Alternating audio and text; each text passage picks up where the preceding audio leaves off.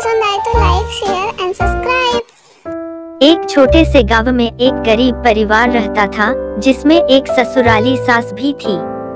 इस परिवार की सास नाम था सुशीला। सुशीला एक बहुत ही घमंडी और स्वार्थी महिला थी। उसके अंदर इतना अहंकार था कि वह अपने दामाद और बेटी बहू को हमेशा नीचा देखती और उन्हें अपने नीतियों के अनुसार चलने को मजबूर करती थी। सुशीला की बेटी का नाम था सुनीता। सुनीता भी उसकी तरह ही घमंडी थी, क्योंकि उसने अपनी माँ के आदर्शों को ही अपनाया था।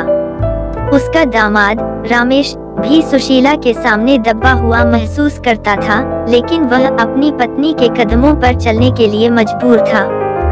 सुशीला की घमंड और उसकी स्वार्थी आदतों के चलते उसका परिवार बहुत ही दुखी और तनावग्रस्त था। वह हमेशा अपने ही परिवार के लोगों के खिलाफ बोलती और उन्हें नीचा देखती थी।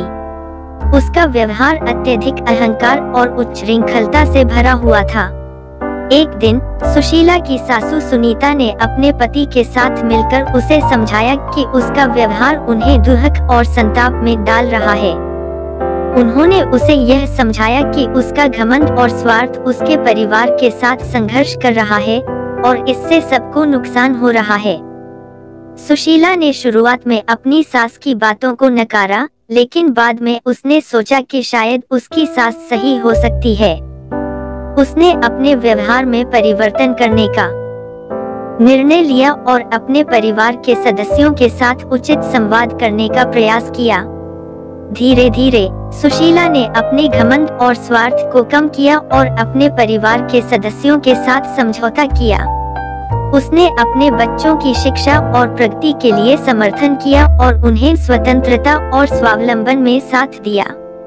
उसका परिवार उसके इस परिवर्तन को देखकर अत्यंत प्रसन्न और संतुष्ट था।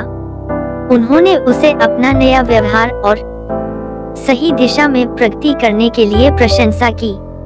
इस कहानी से हमें यह सीखने को मिलता है कि घमंड और स्वार्थ से भरा हुआ व्यवहार हमें अपने परिवार और समाज में कठिनाइयों का सामना करने के लिए मजबूर करता है। अहंकार और अपने आप से बड़ी दिखने की आदत हमें अकेलापन और दुख में डाल सकती है। इसलिए हमें हमेशा हमारे साथीगण के साथ सहयोग करना और समझौता करना चाहिए, ताकि हम सभी खुशहाल और समृद्ध जीवन जी सकें।